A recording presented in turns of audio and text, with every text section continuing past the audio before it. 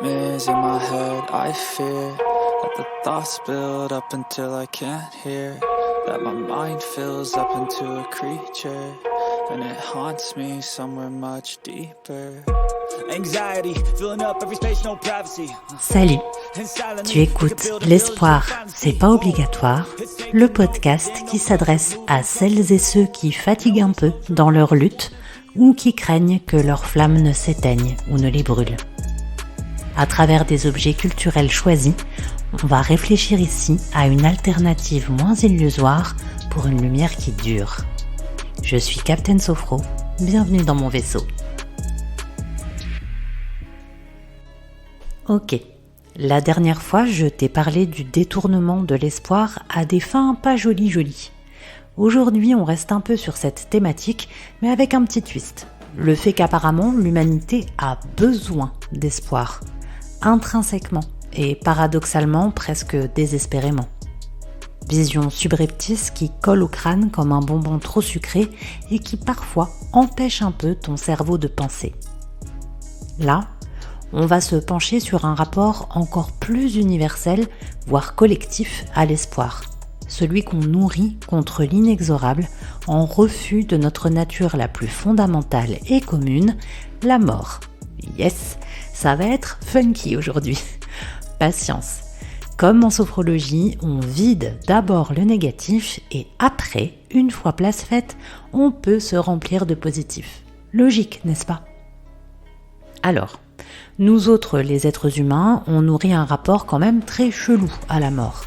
Comme si, dans un coin de notre tête, on ne pouvait pas s'empêcher de se dire « Non, doit y avoir un moyen ». Alors que, nom de nom, la seule autre chose que la vie que tous les êtres ont en commun, quel que soit leur âge, leur genre, leur classe sociale, les valeurs qui les animent, leur culture, leur hémisphère, leur époque, la seule, c'est pas l'amour ni quoi ou qu'est-ce, c'est la mort. Point. Le truc le plus universel au monde. Et bien malgré ça, ou peut-être à cause de cela, on s'emploie depuis la nuit des temps, depuis l'aube de notre espèce, à dire « Non, franchement, je crois qu'il y a moyen ». L'espoir chevillé au corps qui parle plus fort que l'indiscutable réel. Tu m'accorderas quand même qu'on est cruchon. Alors hop. N'enfourche pas tout de suite le poney de l'indignation et ne me fais pas dire ce que je n'ai pas dit. La foi, c'est magnifique. Lorsqu'elle est vécue comme une sorte d'élévation intime, je crois que ça peut faire ressortir les plus belles choses chez la personne qui la porte. Cette élévation est aussi accessible à d'autres qui ne croient en rien, c'est pas le propos. Là, je vais évoquer les dogmes pour leurs valeurs culturelles, historiques et politiques, pas autre chose. Donc, ce que l'on constate, c'est que dans l'immense majorité des religions, on retrouve la promesse d'un au-delà, promesse d'une vie meilleure, histoire de se consoler d'en avoir une un chouille hardcore ici-bas, et surtout, promesse de récompense pour bonne conduite.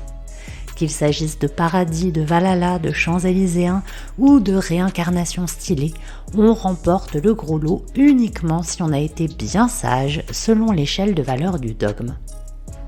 C'est ce qui dicte une ligne de conduite exemplaire, dans l'espoir de sauver son âme de la mort.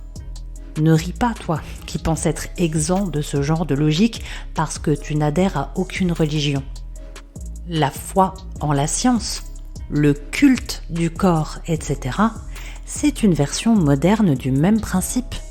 Cryogénisation, transhumanisme, espoir d'une vie éternelle, manger, bouger, faire de son corps un temple pour qu'il défie le temps et la vieillesse, c'est la même. D'ailleurs, le lexique est le même.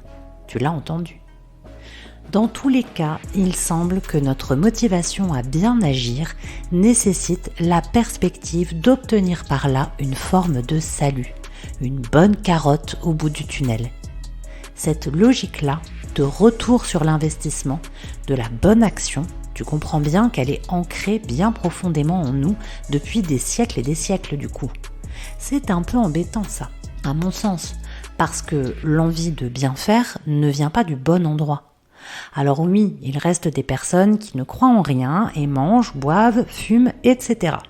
J'ai moi-même été fumeuse pendant 20 ans, donc toujours pas de jugement ici, je sais, je me souviens. Du carpe diem antique au YOLO des années 2000 en passant par le no future de l'ère des punks, il n'y a qu'un pas. Même si pour le carpe diem, il s'agit davantage de saisir les petits bonheurs modérés que de s'autodétruire, certes. On retrouve tout de même la bonne posture du « puisque c'est sans espoir, autant brûler la chandelle par les deux bouts ». Oui, mais je me souviens, tu vas pas me la faire à moi. Reconnais que dans cette attitude, il y a comme un pied de nez constant à la faucheuse, comme si quelque chose, vaguement au fond de nous, ne croyait pas en la mort. Comme si l'idée confuse d'être l'exception dansait au-devant de chaque addiction.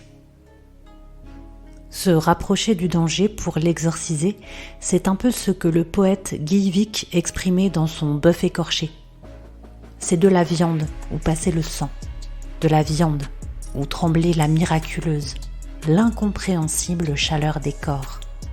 Il y a encore quelque chose de la lueur du fond de l'œil. On pourrait encore caresser ce flanc. On pourrait encore y poser la tête et chantonner contre la peur. C'est une facette poétique d'un genre plutôt pictural en principe qu'on appelle la nature morte, où l'on représente de l'inanimé. Pas des paysages, des bouquets, des tables dressées, des objets, des scènes de cuisine, et de son sous-genre, la vanité. Dans la vanité, on vient introduire dans le tableau des symboles du temps qui passe et de la mort qui s'annonce inexorable. Peu importe ta gloire, tes plaisirs, ta superbe. Je t'en parle ici parce que c'est un genre qui a longtemps répondu aux injonctions morales et religieuses en délivrant un rappel à la mesure et à la nécessité de travailler à son salut.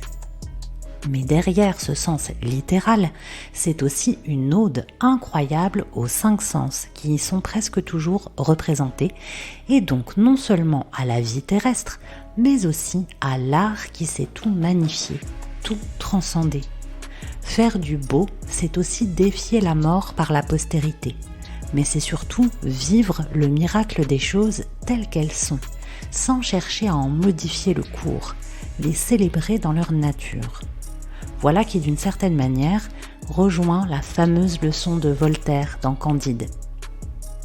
En réponse à l'absurde optimisme de Pangloss, qui croit à l'organisation invisible de tous les événements du monde vers la meilleure des fins possibles, un sacré pari sur les voies de l'univers, Candide finit par répondre « C'est bien dit, mais il faut cultiver notre jardin. » Pour bien faire, ne vise pas le paradis, n'attends pas le résultat comme un dû.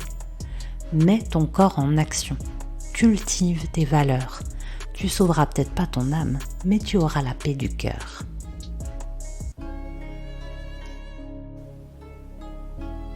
J'espère que cet épisode t'a plu. Allez, ne désespère pas. Juste, ne mets peut-être pas toute ta foi dans le même panier. L'espoir, c'est super, c'est même sûrement nécessaire. Mais c'est pas obligatoire.